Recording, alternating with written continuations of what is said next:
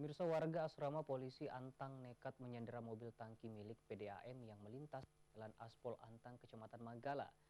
Hal ini lantaran warga kecewa dengan pelayanan PDAM serta krisis air yang kerap terjadi di wilayah tersebut. Di atas mobil kok Rini.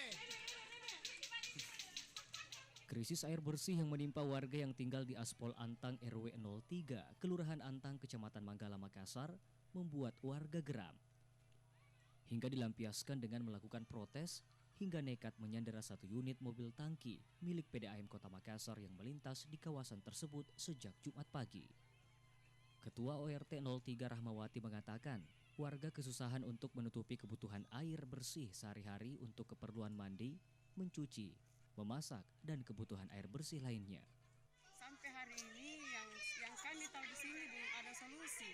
Betul, solusi apa Belum ada itu? solusi itu karena apa? Sudah berapa kali kita melapor, alasannya dari PDAM bilang ada kebocoran. Betul. Karena tinggi. Betul. Apalagi satu itu lampu. Jadi kita maklum nih.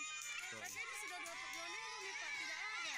Jadi akhirnya masyarakat sudah tidak sabar, tidak tahan dengan keadaan ini karena hampir tiap hari beli air, kasihan.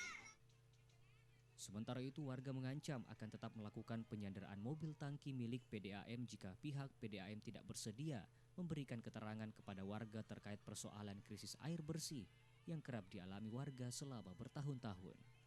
Tim Liputan Selebes TV.